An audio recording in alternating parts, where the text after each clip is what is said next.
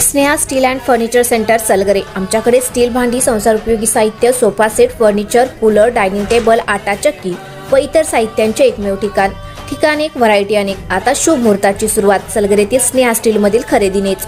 वाजवी दर, सजवा फर्निचरने तुमचे घर। सर्व साहित्यावर बजाज फायनान्सची खास सोय उपलब्ध। स्टील भांड्यांना 5 वर्षे गॅरंटी, तर फर्निचर साहित्यास कीडवाळीपासून लाईफ टाइम वॉरंटी। खात्रीशीर खरेदीसाठी मिरज पूर्व भागातील एकमेव ठिकाण Sneha steel and furniture centre Salgare. आमचा पत्ता रवींद्र वस्त्रनिकेतन शेजारी सलगरे। संपर्क 90 96 25 91 38। प्रत्येक बातमीतील घटनेच्या वास्तविकतेची तुलना थेट पाहत रहा चांगली अपडेट। भारतीय जनता पार्टीच्या जिल्हा परिषद व पंचायत समितीच्या सार्वत्रिक निवडणुकीच्या घोषित जिल्हा परिषद गटाच्या प्रचार शुभारंभ प्रसंगी उपस्थित असणारे आमचे नेते, सर्वांचे लाडके आमदार डॉक्टर सुरेशभाऊ खाडे या ठिकाणी उपस्थित आहेत। त्याचसोबत आपल्या सर्वांच्या मातोश्री, आमच्या लाडक्या मावशी सुमनताई खाडे या ठिकाणी उपस्थित आहेत। सर्वांच्या नेत्या जयश्री वहिनी या ठिकाणी उपस्थित आहेत। जिल्हाध्यक्ष स्वातीताई या ठिकाणी उपस्थित आहेत। पंडित नाना आहेत, मनोजदादा आहेत, माळीसाहेब आहेत।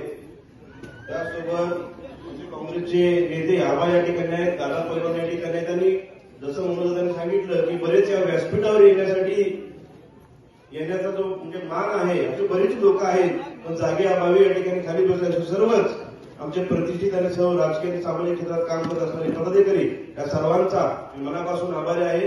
आणि कारण भाऊ एवढ्या मोठ्या संख्येनं आज या ठिकाणी या सभेसाठी प्रचार शुभारंभासाठी येणं, जे एवढं उन्हात उभं राहणं हे खूप कष्टाचं होतं। पण आपण सर्वांनी आपल्या या उमेदवारांच्या वरती प्रेम दाखवलं, भाऊंच्या वरती प्रेम दाखवलं आणि सर्वजण या ठिकाणी उपस्थित राहिला, त्याबद्दल तरी मनापासून आभारीच आहे। आताच माळी साहेबांनी थोड्या 1-2-3 ओळीमध्ये त्यांनी जे काही पुढच्या उमेदवाराबद्दल बोलायचे ते बोलले। ऍक्च्युली सर्व जनतेला भाऊ माझ्याकडून काहीतरी बोलणं ऐकायचं आहे। जिल्हा परिषद मी उमेदवार आहे जिल्हा परिषदचा, आणि समोर एक जिल्हा परिषदचा उमेदवार आहे, त्या उमेदवाराबद्दल माझ्याकडे काहीतरी बोलायचं आहे। पण मला एक सांगायचं आहे, भोसे जिल्हा परिषद गटामधलं भोसे हे 1 नंबरचं गाव आहे। त्यामुळे माझा आमच्या सर्वांचा मोठा भाऊ म्हणून भोसे गाव आहे, आणि या भोसे गावची संस्कृती मला कुठं गालबोट लावायचं नाहीये। पुढच्या उमेदवारावरती मला टीका करायची नाही, हे पहिला मी सांगतो।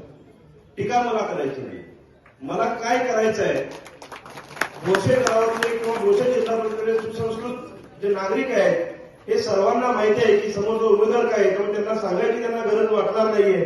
नक्कीच माळीसाहेब असतील, जनता असेल, नंतर ते प्रश्न मांडतील। पण एक या ठिकाणी सांगतो, मला सर्वांनी हा नौखा उमेदवारानुसार डिवचायचा प्रयत्न केला भाऊ पुढच्या माणसांनी। पण मला सर्वांना सांगायचं आहे, गेले 8-9 महिने काम करत असताना मी सर्वांना माझी जडणघडण सांगितले, पण आदरणीय भाऊच्या पुढे 1-2 मिनिटात मला व्यक्त व्हायचं आहे। कारण 2008 ला माझी 10वी झाली, 10वी पर्यंत भाऊ कधी मला पायात घालायला चप्पल मिळाली नाही,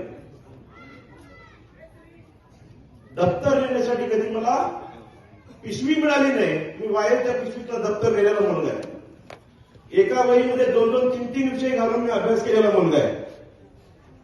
अशा कष्टातनं 2 खोऱ्याचं मातीचं घर होतं, 30 गुंठे जमीन होती, त्यातनं पिकवायचं किती, खायचं किती हा प्रश्न असायचा। एक वेळचं जेवण मला मिळत नव्हतं आम्हाला घरात। आम्ही 3 भावंड, पैशाभावी माझ्या बहिणीला शिक्षण घेता आलं नाही, माझ्या बहिणीचं लग्न लवकर करण्यात आलं कारण पैसे नव्हते, तिला मोकळी घरात कशी बसवायची। पण आईने 35 रुपये पगाराने द्राक्षबागेत कामाला जात होते, आई हे पैसे तिने साठवले। मी कधी तिला 10 रुपये मागितले, 20 रुपये मागितले, तिला कधी चप्पल आणायचं असेल तरी सुद्धा तिने आणलं नाही। ती अनवाणी कामाला गेली कारण तिला मुलं शिकवायची होती, दारिद्र्य संपवायचं होतं, आणि आई वडील सेंट्रिंग काम करत होते।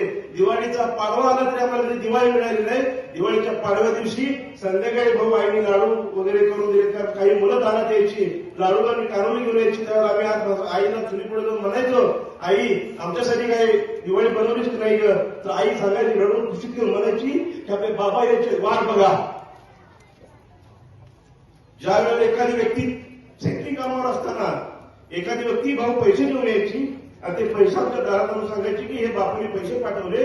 त्यानंतर आम्ही आईला घेऊन जायचो, बाजार आणून संध्याकाळपर्यंत आईने दिवाळी बनवली, आणि संध्याकाळी पाडव्याची 5:30 पर्यंत दिवाळी ताट आमच्या समोर ठेवलेलं आहे। अशा परिस्थितीतून मी घडलोय।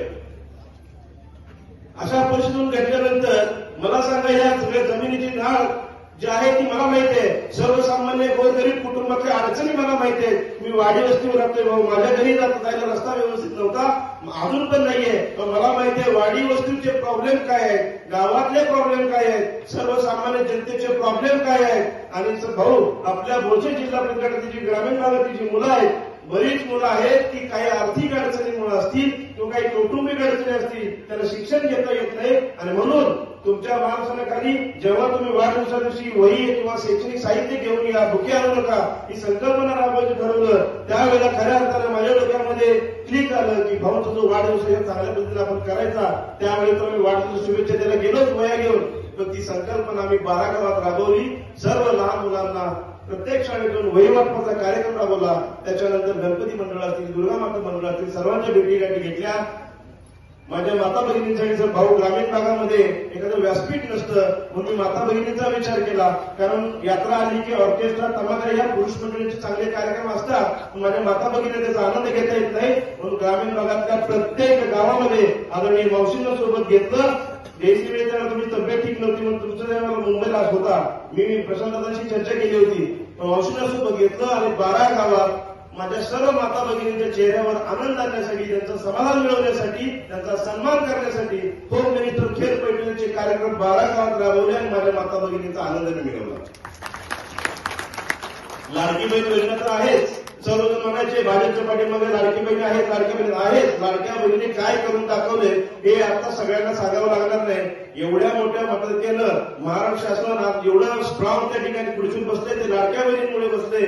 भाऊ, मी थोडस लवकर सांगतोय असं मला वाटतंय, पण मला हे ऐकायला मिळालेलं आहे. तुम्ही बोलाल की अधिवेशनामध्ये काहीतरी तरतूद होते आणि आपल्या लाडक्या बहिणींसाठी 1500च्या ठिकाणी 2100 रुपयाचा हप्ता चालू होता. ते भारतीय जनता पार्टीचे सरकार करणार आहे माता भगिनीचा सन्मान करण्यासाठी. मला एवढंच सांगायचं आहे, 8-9 महिने झालं तुमचं पोरगं एवढं प्रामाणिक पडतंय. मला तुम्ही पोटात घेतलंय. ही जनता जी आहे भाऊ, भोसे गटात, भोसे गावात लोक म्हणायची की 50% गट काँग्रेसचा आहे, 50% भाजपचा आहे. पण मी भाऊ आज या ठिकाणी भाऊक झालोय, कारण मी आज या गावामध्ये फिरतोय. मला माहित आहे देशवहिनी पूर्ण गाव या आशिषला पोरग म्हणून पोटात घेतलं. या भोसे गावाला पूर्ण गावाला पोटात घेतलं. म्हणून याच गावचे आहेत. पण भाऊ समोर येत नसतील पण बऱ्याच लोकांनी मला वैयक्तिक बोलून सांगितलं की मला तू काळजी करू नको, तुमच्या पाठीमागे मी आहे. बऱ्याच लोकांनी सांगितलंय. पण रात्री 2-2, 3-3 वाजता समोरचा दिवसभर फोन करतोय, झोपेत उठतो, 3-3 मिटिंगला घेतोय. काय रे बाबा, माझ्या भोसेकरांना त्रास देत आहे. रात्री 3-3, 4-3 वाजता मिटिंग का?